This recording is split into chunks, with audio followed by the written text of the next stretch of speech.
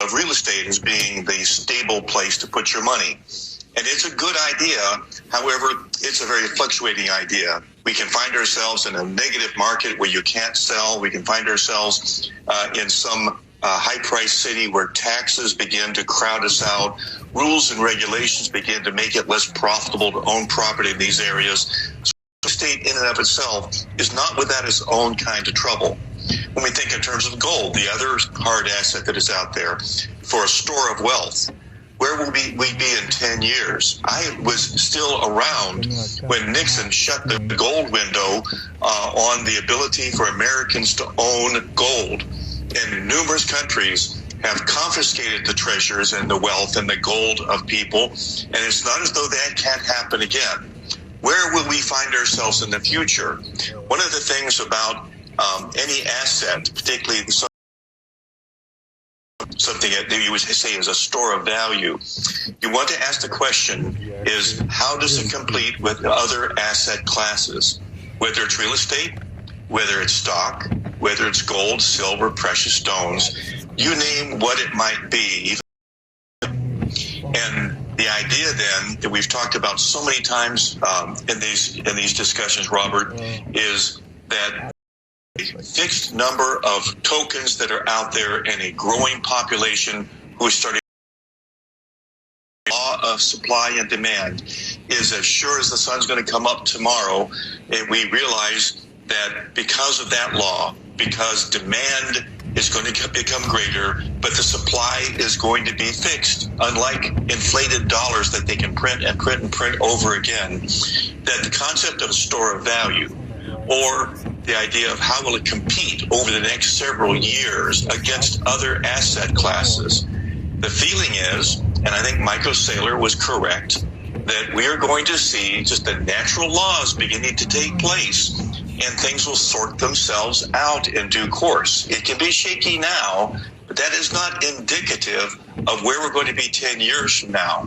We need to take a look at this, and your suggestion of beginning to cost average $100 this week, $100 next week, starting to put your money to work in an area that we telegraph or believe is going to be a growing market simply because it has to happen.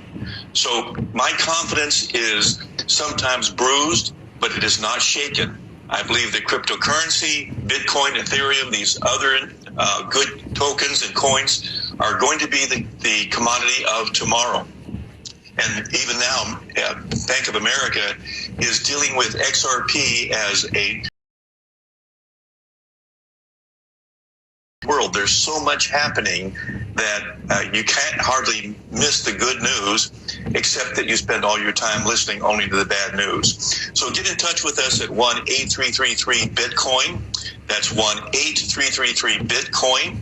And we'd love to be able to give you some information, show you how to get some of the tokens that you can put aside, show you how on this, show you how to get connected to that we're putting on, maybe get a book with us. So make sure you get in touch with us, and that was one. We'll be able to show you more and more about some of the dynamic information that Robert is bringing forward. All right. Well, great explanation. And go to our website, the Bitcoin Show.online, and listen to past radio shows and learn about what the market is doing. Right now, the Bitcoin's 17,000. My prediction is it will stay low for the next weeks, maybe even the next few months, because of the fallout of FTX, which is a global crypto exchange, which is very similar to a global crypto bank. They had a $15 billion loss and $15 billion meltdown. And when you think about how much money $15 is, let me just give you an example. When you think about Americans in LA, and we've got Bank of America, and we've got Chase Bank, and we've got Wells Fargo Bank, the average small bank in California has a few thousand members, and they run a few $100 million through the bank, maybe a few $100 million.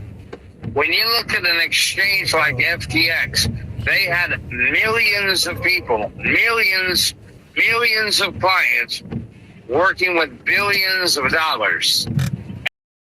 Went down $15 billion in the last few weeks. That's a big hit. And millions of people